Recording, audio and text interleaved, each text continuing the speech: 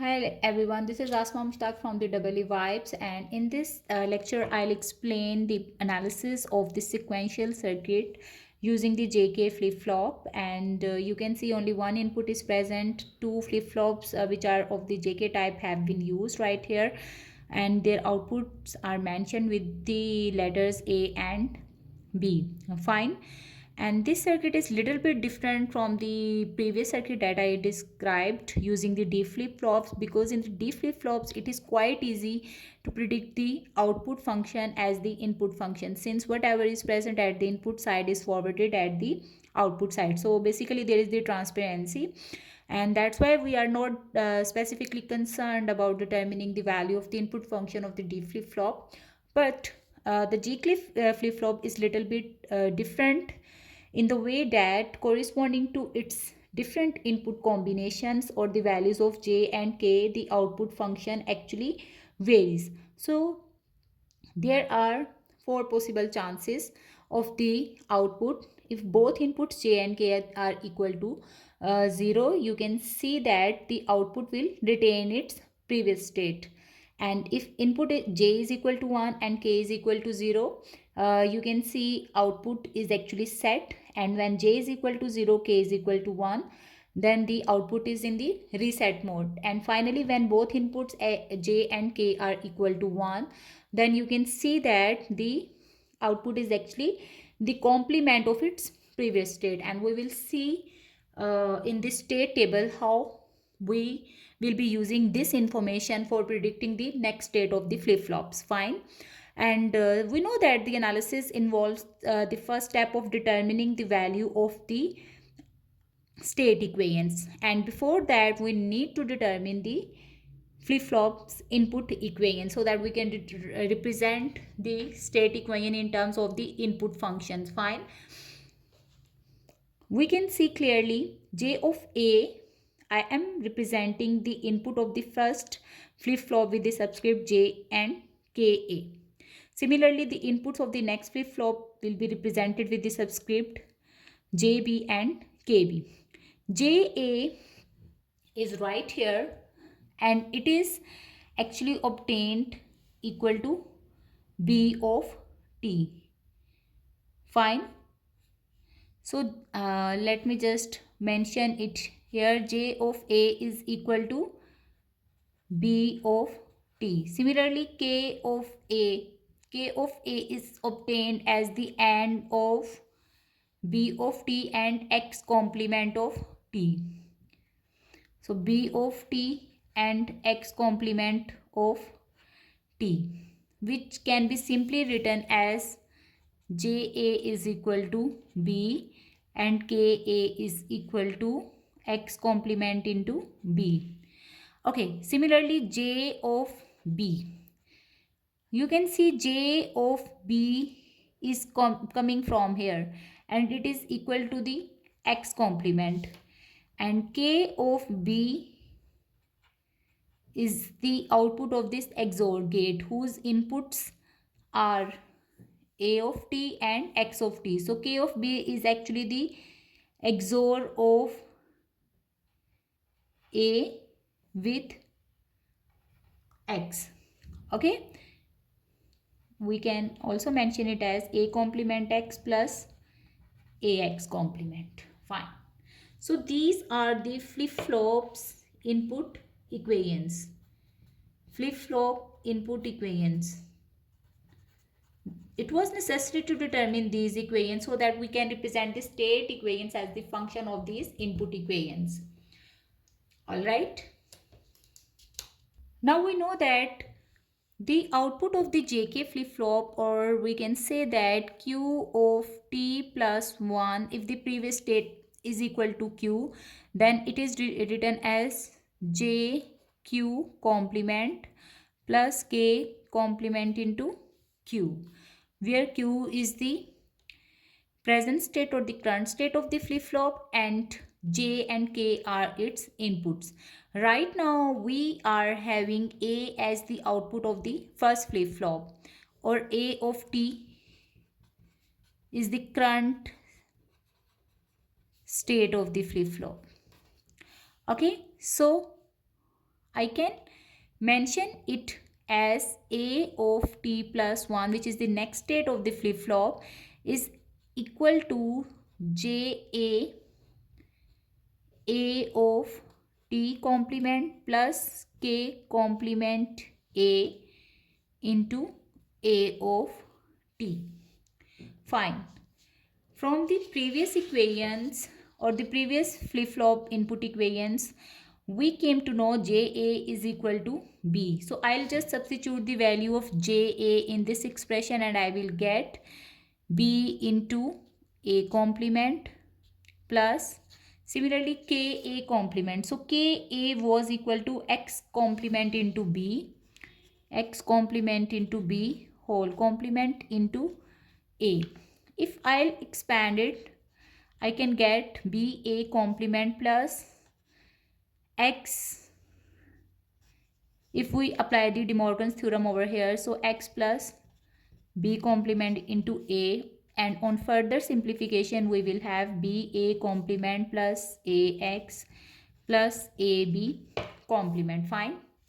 Similarly, B of t plus 1 can be written as J B into B of t or B complement of t, then plus K of B complement into B of t. And again I'll substitute the flip-flop input equations values in this expression. So J of B was equal to X complement. So X complement into B complement plus K of B complement will result in the XNOR of A and X into B. So these are the state equations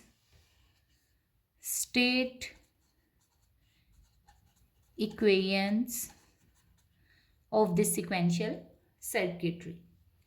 Fine. The next step is to construct the state table from this state equation. Now in case of the JK flip-flop, there are different possibilities. There are two approaches. Basically you can substitute the values of these parameters like a value of the input and the current states, and you can determine the or predict the next state of the flip-flop. And other way is if you know the behavior of the JK flip-flop, or if you have the value of the input of these flip-flops, then you can predict easily the next state of this flip-flop. I will take this approach, and for that I need to construct the flip-flop input equations. This can be done using the information that I determined earlier, where J of A is equal to B. Okay, so the first input of the flip-flop J of A is equal to B. I can quickly copy the value of B in this expression, and I can see it's 0 0, then 1 1, then again B is 0 0, then finally B is equal to 1 and 1. Similarly, K of A is equal to X complement into B. So where X is equal to 0 and B is equal to 1, okay, where X is equal to 0 and B is equal to 1. So for this combination and then for this combination I'll get 1, and for the rest of the values or the column rows I'll get its value equal to 0. So there are the possibility of two values to be non-zero, where X is equal to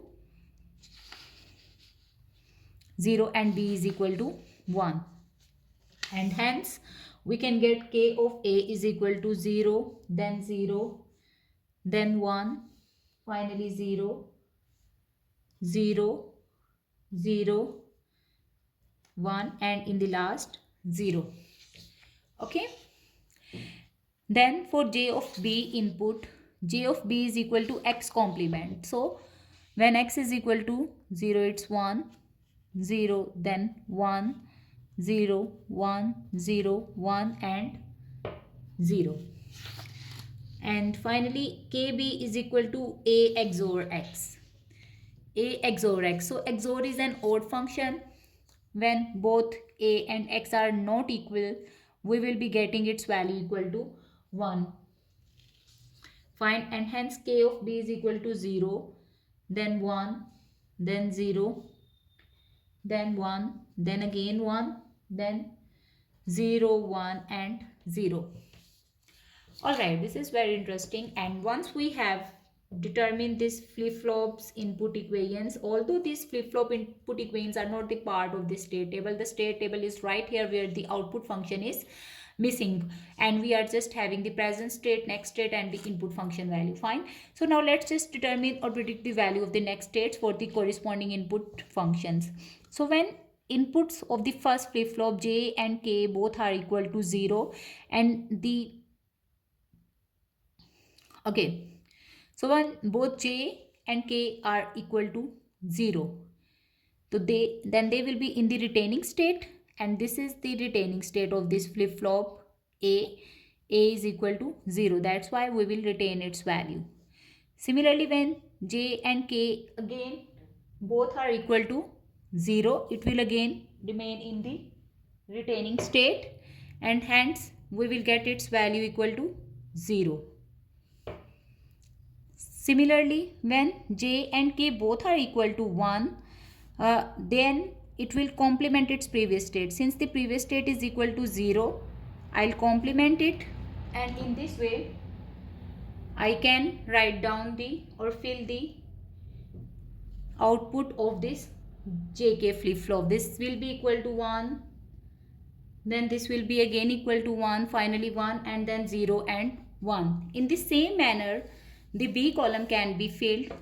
Looking at the inputs of the flip-flop B, JB and K of B are equal to 1 and 0. So J is equal to 1 and K is equal to 0. It will set its next state. When J is equal to 0, K is equal to 1, it will reset it. When j is equal to 1, k is equal to 0, it will set it. When j is equal to 0, k is equal to 1, it will reset it. When they both are equal to 1, okay, this is important. When both inputs are equal to 1, it should complement its previous state. So let's go to right here, and in this session or in this case it is equal to 0, but we will get equal to its output equal to 1.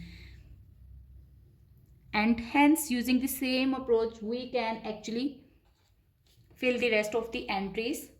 Once we are having the state table, it is quite easier to draw the state diagram for it, and we can simply do that. Since we are not having output function in that case, when the present state is 0 0, the next state is 0 1. Similarly, for the input is equal to 0. When the present state is 0 0, the next state is 0 0 for the input value is equal to 1. So if you compress this table, then you can write it as the present states as 0 0, 0 1, 1 0 and finally 1 1, and the next state would be, this is the present state, then the next state can be written as, for x is equal to 0 and x is equal to 1, it's equal to 0 1, then the next state for x is equal to 1 is 0 0, then it's equal to 1 1, then 1 0, 1 1, then 1 0 again, then 0 1 and finally 1 0. Okay, drawing the state, for drawing the state diagram we will draw the circle and we will write down the all possible 4 states that are 0 0 0 1 1 0 and 1 1. Okay, being in the 0 0 state, we will go into the 0 1 state for the input value 0. Similarly, being in the 0 1 state, we will go or loop back into the same state for the input value 1. Then being in the 0 1 state, we will go into the 1 1 state for the input value x is equal to 0. And being in the 0 1 state, for the input value x is equal to 1, we will go into the 1 0 state. And being in the 1 0 state, or staying in the 1 0 state, for the input value of 0, it will go to the 1 1 state. And then for the input value x is equal to 1, it will loop back into it. Similarly, when the input state is equal to 1 1, for the input value of 0, you will go into the 0 1 state.